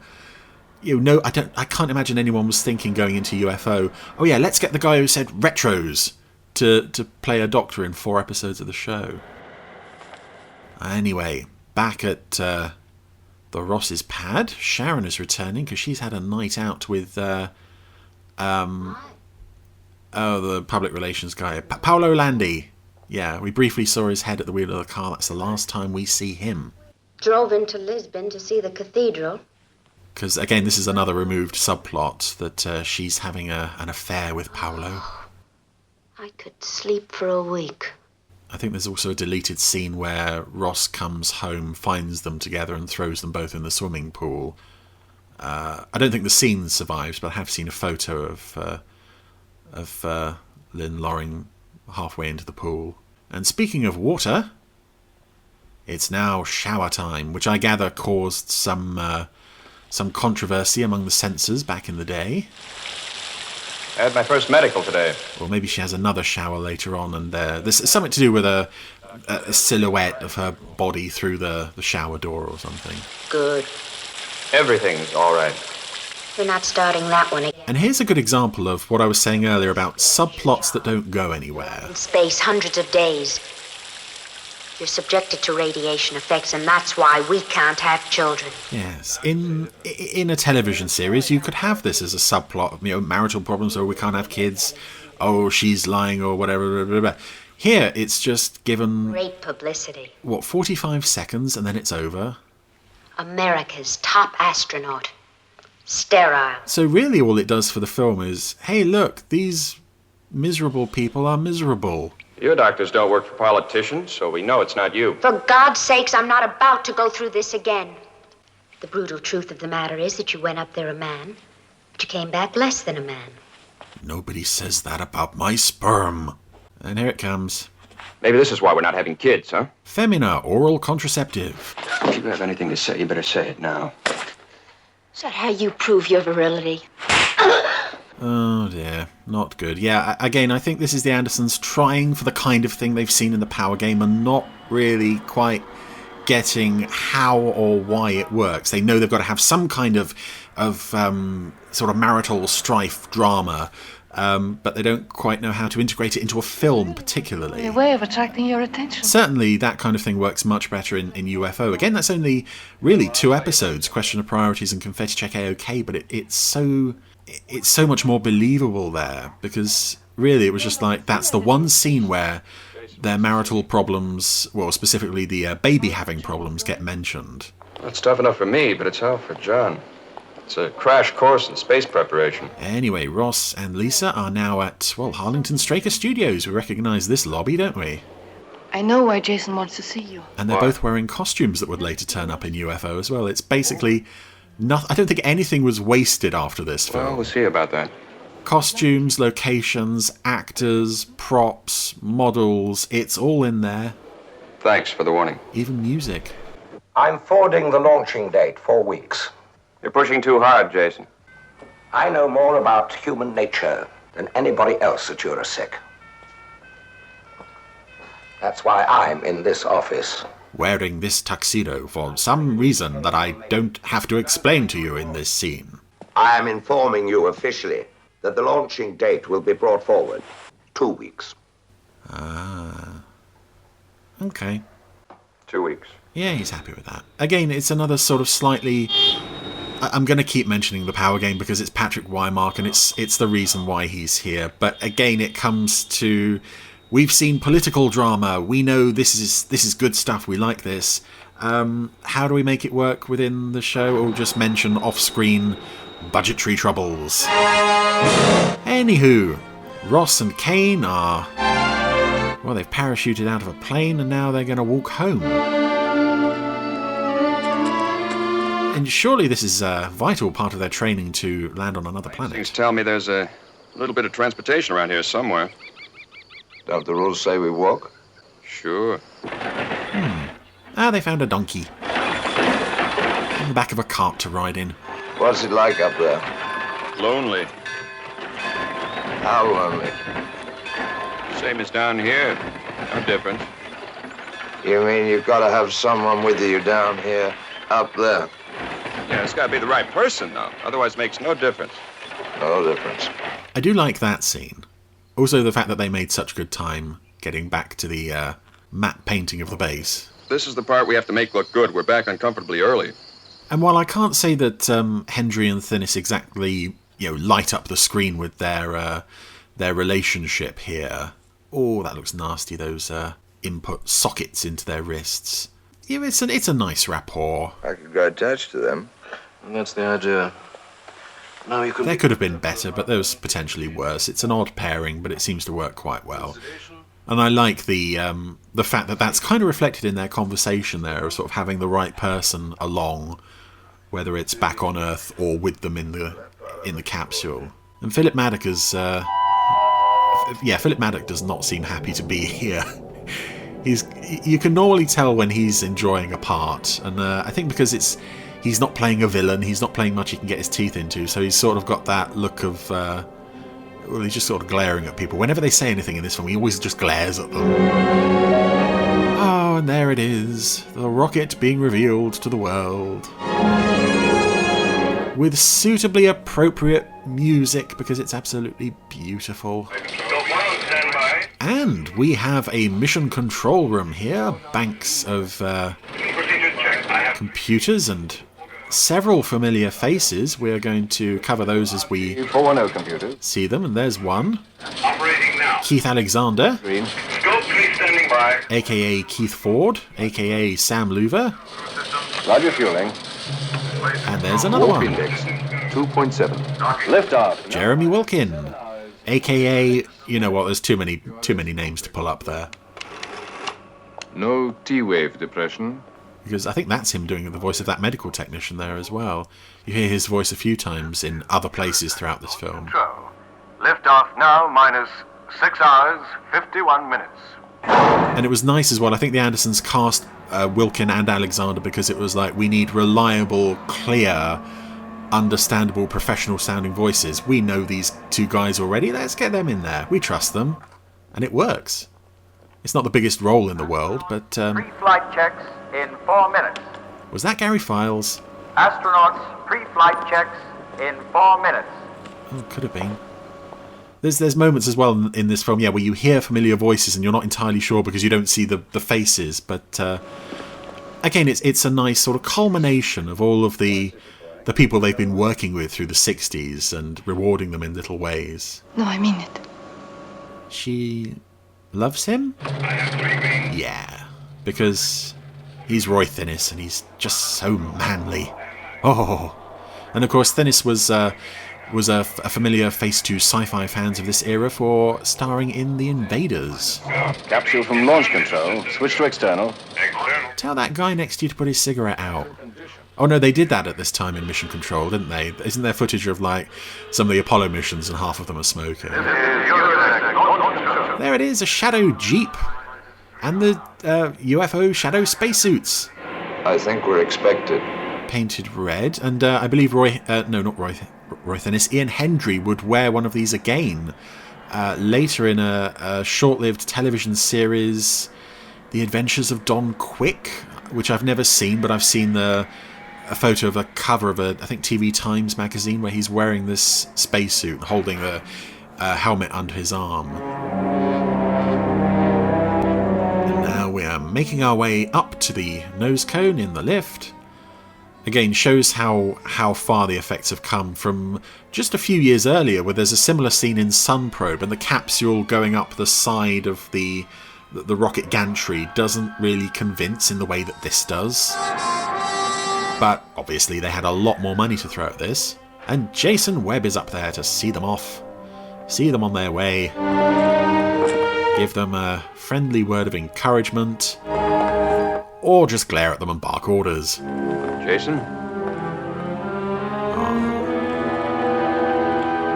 Yes.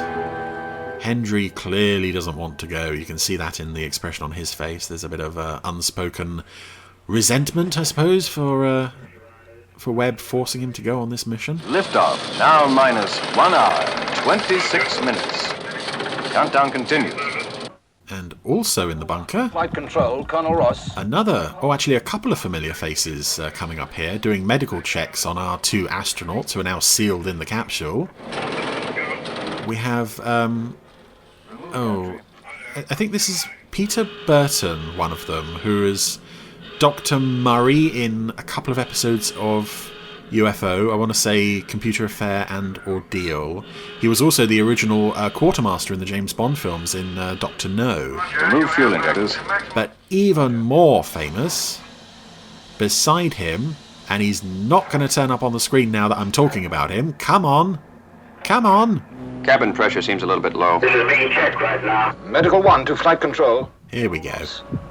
Pulse 74. Blood pressure normal. Yeah, that's Burton. And who's this? Medical 2 to flight control. Dr. Kane. Pulse 110. Blood pressure raised 150 over 100. Respiration normal. It's only Nicholas Courtney. It's only the Brigadier from Doctor Who. There's someone who should have made more than one appearance in the Anderson universe, really.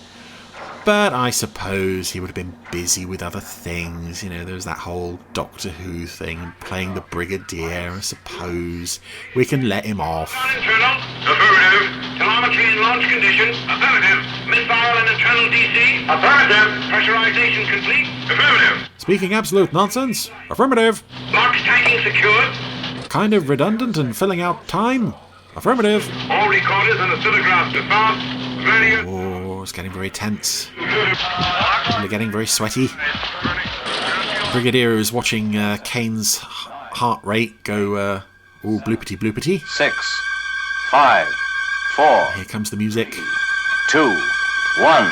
Ignition. And here is easily the greatest rocket launch in Anderson history.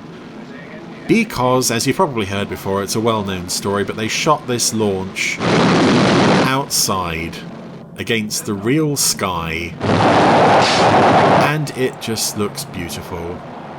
And there's some amazing effects shots throughout the Anderson universe. There's some amazing vehicle launches, but I think the fact that you know this is real, it just adds so much. And I think they'd shot against the real sky on one shot in Thunderbird 6, I think, as one of the lift bodies explodes. That's against the real sky.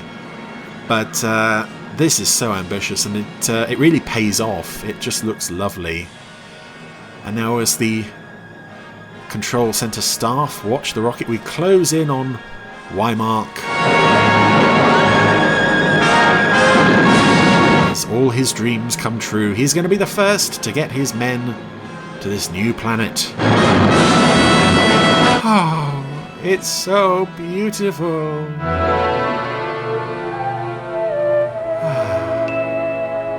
Oh, I feel quite emotional.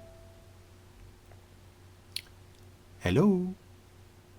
Movie? Is it broken? What? Oh, right, okay. That was a long... Sorry, I was starting to get worried there. I thought something had broken. Yeah, that was a long hold on black. Well, she flies. Of course she bloody well flies. We're on our way. No need for that language. This is a family podcast. That's how you can tell we're on the big screen now. Oh. You wouldn't hear Joe 90 saying something like that. And here it comes, the lovely Sleeping Astronauts theme. again, heard in UFO, but composed for this film and far better associated with this film as they... this is something I hate. This makes me a bit squeamish as well. They've got these little ports on their wrists, 2 ports on each wrists to plug life support equipment into, and the computer, it seems to be working their blood for them. Their blood just flows out of their bodies and into the computer. It's a bit gross. I think Thinis has got his wires tangled there. That's probably not safe. Anyway, as they settle down for bed, this is where we will leave Doppelganger for this week.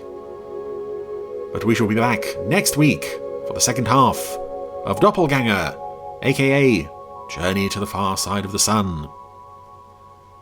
Even though I'm watching Journey to the Far Side of the Sun because that's the only cut that's available on Blu-ray. But hey ho. See you all next week. Sleep tight, boys. See you in 3 weeks. Let's hope the alarm clock goes off. It better. You made it.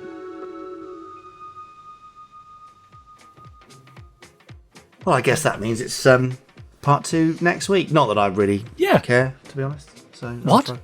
Well, I emptied it out, my stocking, and... yeah? What have you got? You've got coal, haven't you? Yeah, I've got nine bits of coal and a box of 9 matches. bits of coal.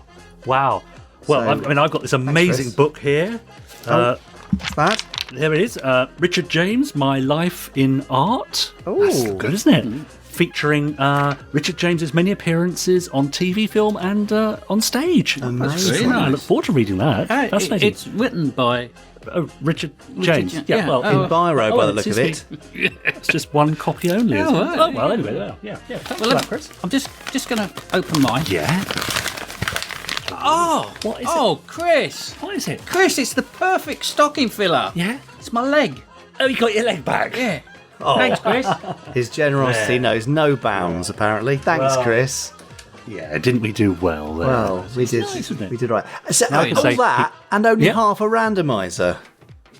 Yes, Because he's coming back for Doppelganger next week. Yeah, Goodness but actually, I can me. see that over by the fireplace there, he's putting out like a little plate of mince pies and a little glass of sherry for Father Christmas. Yeah, that's nice. I might scoff that on the way out, actually. Yeah, you might as well get something out of this. Yeah, exactly. Yeah, that's right. Anyway, thanks, Chris. And don't forget, Chris, sort of COVID rules. Oh, yeah. Put out some sanitizer for him. Right. Sanitizer. Yes. Yeah. Oh. And some mince Pfizers.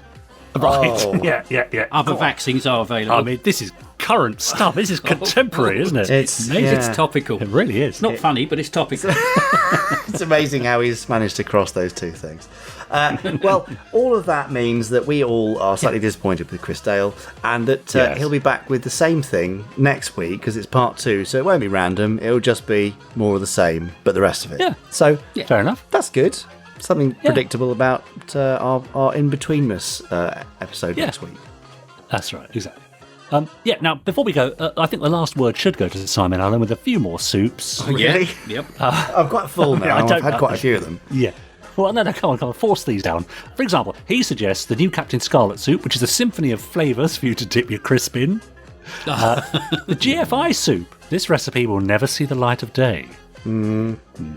Quite right. Candy and Andy soup. Sorry, we don't pander to requests for this soup. And finally, and perhaps my favourite, the podcast soup. Oh, yes. May seem a little watery and uninteresting at times, but does contain meat and some corn. Oh, very good. That's probably... I'd have mine with added cheese, I think. Yes. Yeah, absolutely. Well, it's probably one of the fairest reviews we've had, I think. So, that's true. Thanks, Simon, for that. So, thank you for all those, Simon. Goodness me. Well, I'm impressed, Simon. Very good. There you go. You've got the stamp of approval from Terry. And can't ask more than that. Well, maybe less. So, I hope you've all enjoyed this Christmas edition of our Terry Christmas Gerry Anderson podcast. Yeah. Have you enjoyed it, Richard and Terry? Oh, well, I've had a fantastic time. I have. I've loved the soup. The soup son. Soup went down well. It went down very well. Yeah. In Nice. fact, my favourite is turkey soup. Oh, yes. Christmas turkey soup. Yeah, of course. It's got a lot of stuff in. Right, yeah, it has got Wow. I think we might invite you back in the new year, Jamie. Oh, really? Really? I thought you were going to say next Christmas. We need at least a year to recover. But okay, fine. Terry, would you like to come back for our New Year's edition? No, I couldn't think of anything better at the moment, but I might. No, I'd love to. Yeah, love to. Fine. Well, we'll see you, Terry, in 2022, which is. Indeed, but we'll be back next week. Nearly 10:30. For our In Betweenmas edition. Oh, you can't beat a time gag like that. Thanks, Tal. No, you really can't. So we hope you have a fantastic Christmas, whatever you're doing, wherever you are in the world. We hope you have a fantastic Christmas day and some time off, and you eat and drink and be merry, not to excess. No, don't be merry to excess, for goodness sake. Oh. We hope you get everything you wanted for Christmas, and we'll see you on the other side for In Betweenmas. Yeah. See you then. Yeah. Merry Christmas, everyone. Bye. Bye.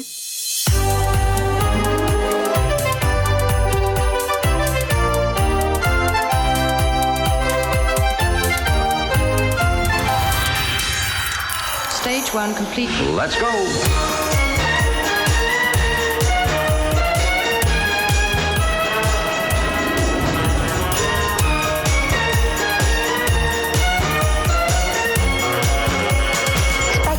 Is green.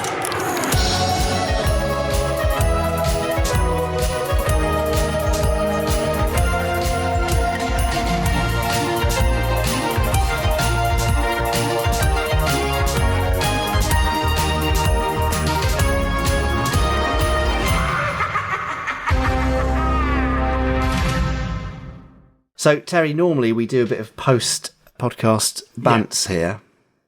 How do you feel about that? Yeah, fine.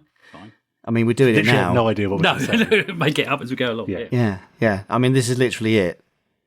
This is it. This is it. We're doing it now. So, go on, make something up. Okay, I'll make something up. Let me think. There's a lot of jokes I didn't manage to do. Oh, good. Yeah. They're topical. Oh, good. Are they? Go on, let's hear a topical joke. Why don't you drop in your top 3 topical jokes for anyone who listens to the very end? I don't think it's got 3, Jamie. Top 1 topical joke. Okay, why did Rudolph's nose have to be self-isolated? Because it failed the lateral glow test. Wow, that's genius. Well, it's something, isn't it? Any more where that came from? Yeah, which vaccine did the wise men have? Which vaccine did the wise men have? I don't know. The Wiser jab. The Wiser jab. Other jabs are available. I mean, he's got it all, hasn't he? Yeah. Are these in a book somewhere, Terry? Hey, they should be. Fantastic. So wow. that's it. I think so. It's kind of like that feeling you get when you've had your Christmas dinner. Yeah. And you don't want no more. And you're bloated on the sofa. Yeah. The Queen's on. Yeah. And you're just dozing into a sherry-fueled sleep. That's right. This is the sort of effect you're having. Yeah. That's right. Yeah. And, that's why Christmas dinner is good for vegans this year. Oh, yeah? Yeah. Why's that? Because the turkey's on the red list, but the vegetables are all green. Hey. Can we go? I can really feel my Terry-fueled sleep coming on, so thanks, Terry. That's quite enough of that. Terry Christmas, everyone. Terry Christmas. Terry Christmas. You have been listening to the Gerry Anderson Podcast. Wasn't it fun? You have been listening to an Anderson Entertainment production.